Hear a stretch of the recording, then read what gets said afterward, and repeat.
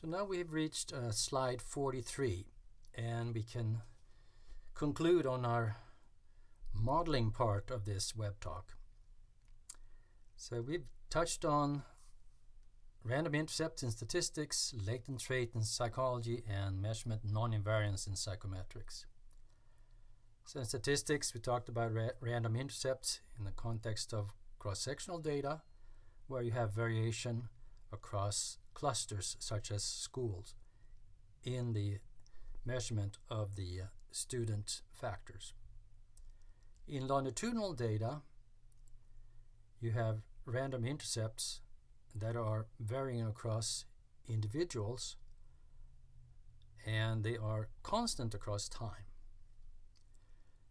And that is then very much akin to latent traits in psychology, something that is stable across time, and it's also related to psychometrics, where you have measurement non-invariance as represented by random intercepts. So in some cases, random intercept measurement non-invariance is a nuisance in a way that you want to take into account, model. Sometimes in psychology it's a latent trait which is of primary interest perhaps to study. And in statistics we know that we need to use random intercepts to correctly specify the model in a hierarchical data situation.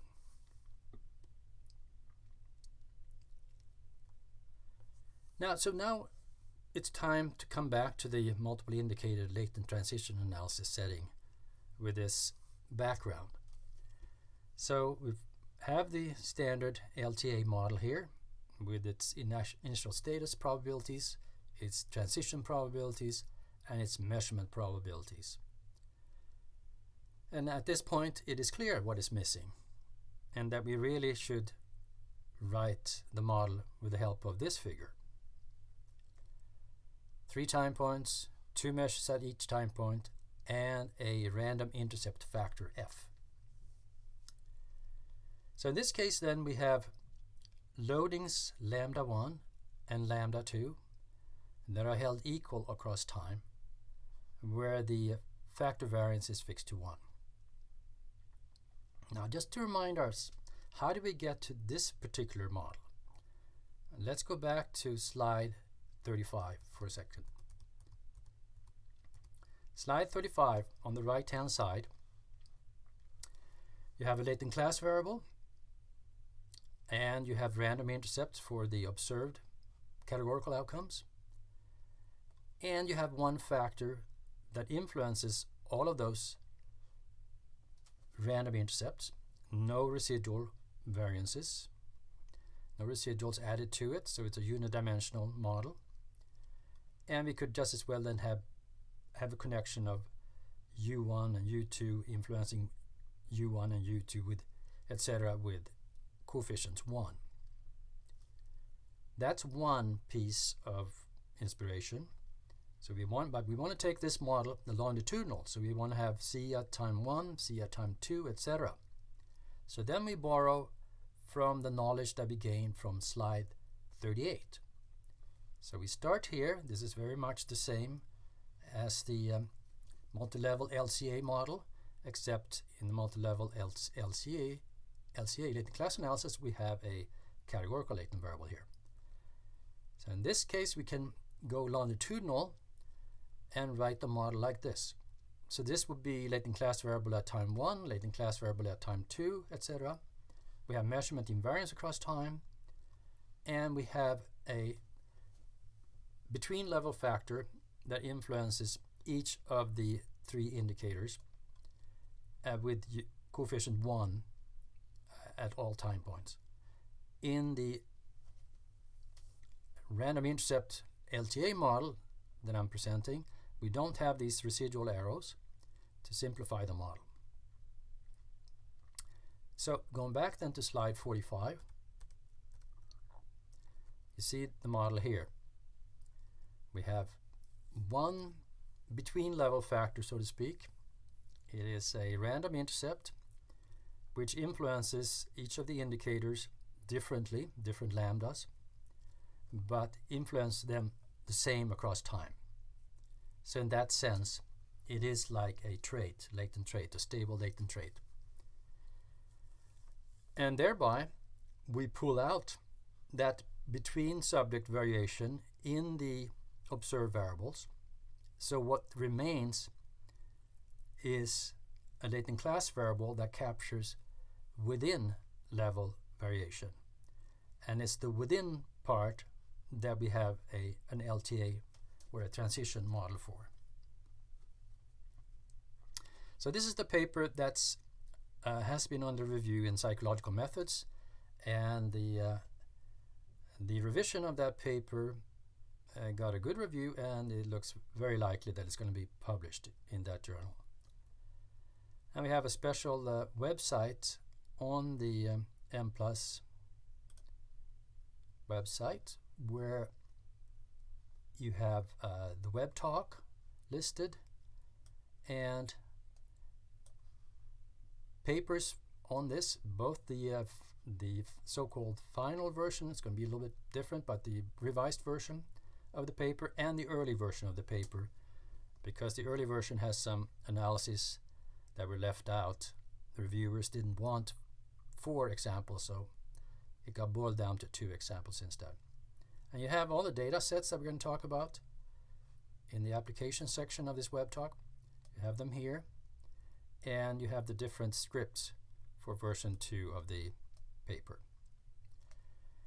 Now, if you want to find this very easily on your own, you just go to the left margin of the Mplus homepage and you find RI-LTA, Random Intercept LTA.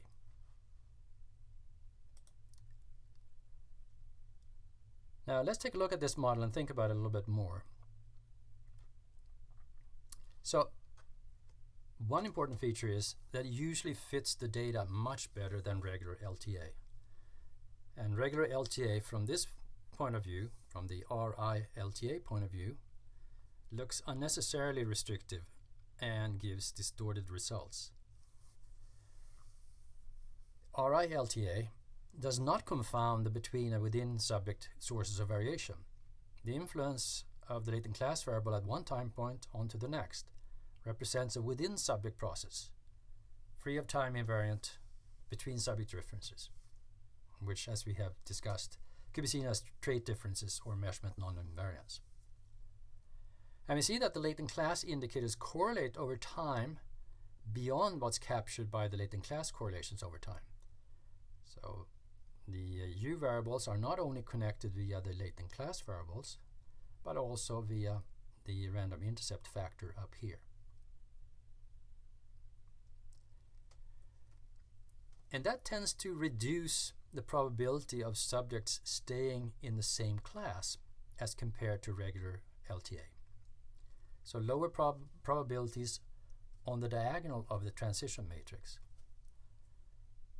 And it tends to reduce the need for mover-stayer modeling, because movers and stayers can be captured by different random intercept values.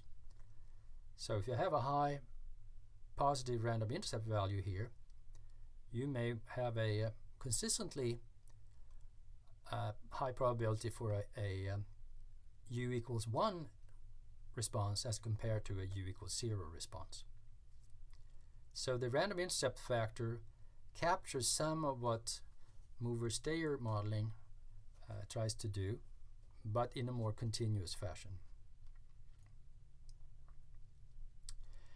Now, because RI-LTA adds a random intercept factor, we add 1 dimension of numerical integration in maximum likelihood.